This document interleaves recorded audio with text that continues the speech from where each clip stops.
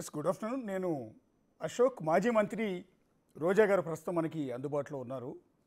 ఒక 2 రోజుల క్రితం ఆవిడ నగరి ఎమ్మెల్యే చేసిన కామెంట్స్పై తీవ్రమైన అభ్యంతరాలు వ్యక్తం చేశారు.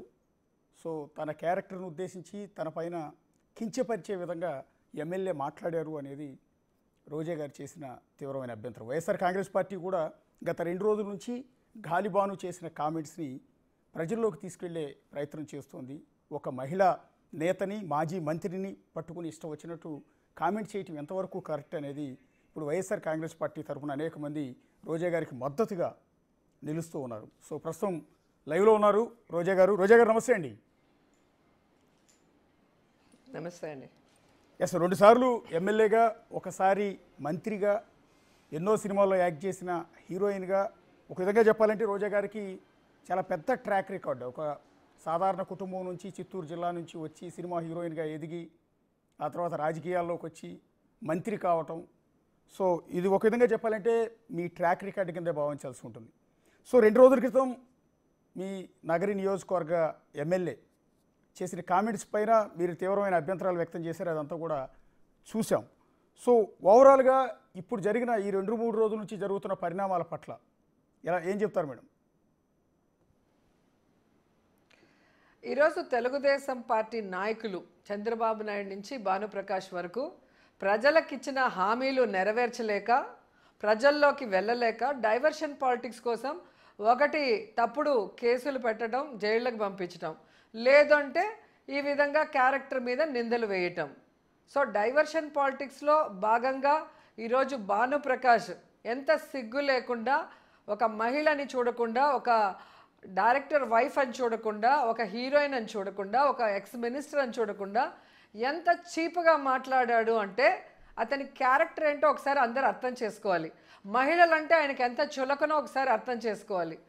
ఒక తల్లి కడుపున పుట్టాడు కదా ఆయన. మరి తల్లి కడుపున పుట్టినవాడు తనకు ఒక తల్లి, చెల్లి, భార్య ఉన్నప్పుడు అలాగే కదా ఇంకో మహిళ కూడా. మరి ఆయనకు తెలీదా ఇంకో మహిళకి గౌరవించాలా అన్న ఆలోచన లేదా? ఎంత అసహ్యంగా మాట్లాడాడు. అంతకుముందు చాలాసార్లు వాళ్ళ పార్టీ మీటింగ్స్లో మాట్లాడేవాడని చెప్పేవారు, కానీ మాకు సాక్ష్యాధారాలు లేక వెయిట్ చేస్తున్నాం. మొన్న నగిరి నడిబొడ్డులో వాళ్ళ నాన్న స్టాచ్యూని ఇనాగరేట్ చేస్తూ టవర్ క్లాక్ పైకి ఎక్కి అతను మాట్లాడిన మాటలు మీరు విన్నారు. మీ నాన్న విగ్రహం నువ్వు తెరిచేటప్పుడు మీ నాన్న గొప్పోడా కాదా చెప్పుకో, మీ నాన్న ఈ నగిరి నియోజకవర్గానికి ఏం చేశాడో చెప్పుకో. అవి ఏమీ లేవు కాబట్టి ఈరోజు నా మీద పడి ఏడవటం తప్ప మరొకటి కాదు. అసలు నా టాపిక్ అక్కడ రావాల్సిన అవసరం ఏంటి? మార్కెట్లో విన్నాను అంటారు. ఏ మార్కెట్లో విన్నావు? ఆ మార్కెట్లో నువ్వు ఉన్నావా? ఎవరున్నారు ఆ మార్కెట్లో? నువ్వు మాట్లాడిన మాటలు ఏ బేసిస్తో నువ్వు మాట్లాడతావు? ఒక ఎమ్మెల్యే అయిన తర్వాత ఒక డిగ్నిటీ ఉండాలి. ఒక మాట మాట్లాడేటప్పుడు దానికి ప్రూఫ్ ఉండాలి. ఏమీ లేకుండా గాలి మాటలు మాట్లాడేదానికి మనమేం చిల్లర వాళ్ళు కాదు కదా. మరి ఎమ్మెల్యే అయ్యాక కూడా ఇంకా గాలి మాటలు మాట్లాడుకుంటూ చిల్లర చేష్టలు చేస్తుంటే చూస్తూ ఊరుకుంటారా? ఒక్కసారి గాలిబాను గారు ఏం మాట్లాడారు అనేది ఒక్కసారి విందాం మేడం. విన్న తర్వాత కంటిన్యూ చేద్దాం. ఒకసారి ప్లే చేయండి. 2000 రూపాయలకి ఏ పన్నా చేసేది. మార్కెట్లో ఉందా మాట? నాకేమో చెప్తారు. ఆమె 2000 రూపాయలకి ఏ పన్నా చేసేది. మార్కెట్లో ఉందా మాట? నాకేమో చెప్తారు. ఆమె 2000 రూపాయలకి ఏ పన్నా చేసేది. మార్కెట్లో ఉందా మాట? నాకేమో చెప్తారు. ఆమె 2000 రూపాయలకి ఏ పన్నా చేసేది. మార్కెట్లో ఉందా మాట? నాకేమో చెప్తారు.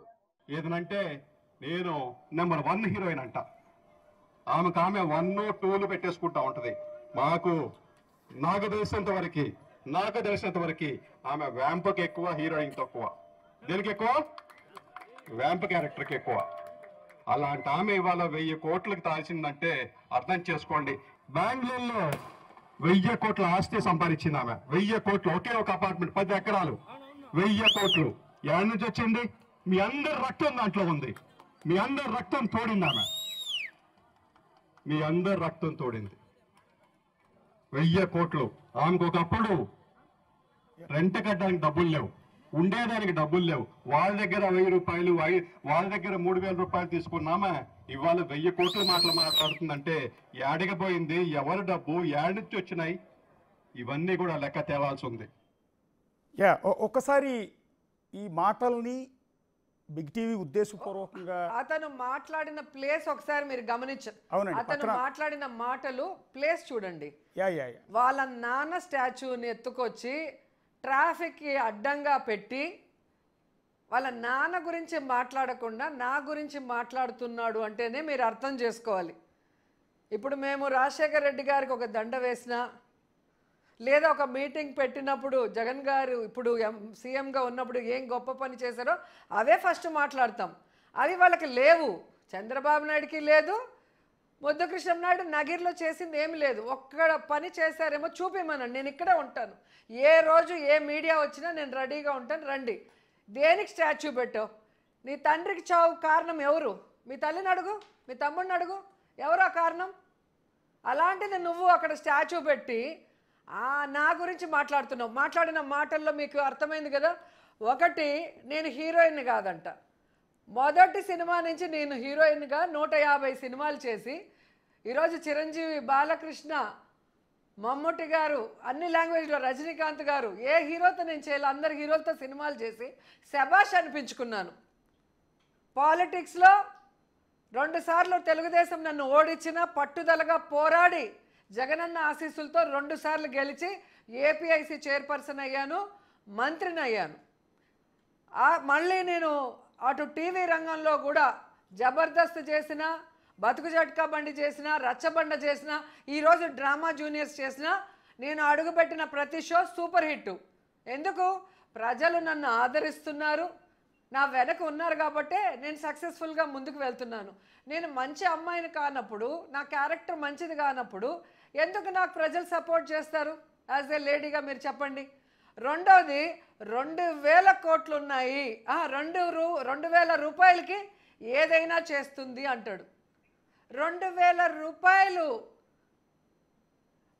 టిప్ ఇస్తాం ఎవరైనా మాకు వస్తే మా ఇంటికి ఇదేమంటారు, ఒక సావుకి వెళ్ళినా లేకపోతే ఎక్కడికన్నా వెళ్తే ఆ మేళాలు వాయించే వాళ్ళకి టిప్ ఇస్తాం 2000 నుంచి 5000 వరకు.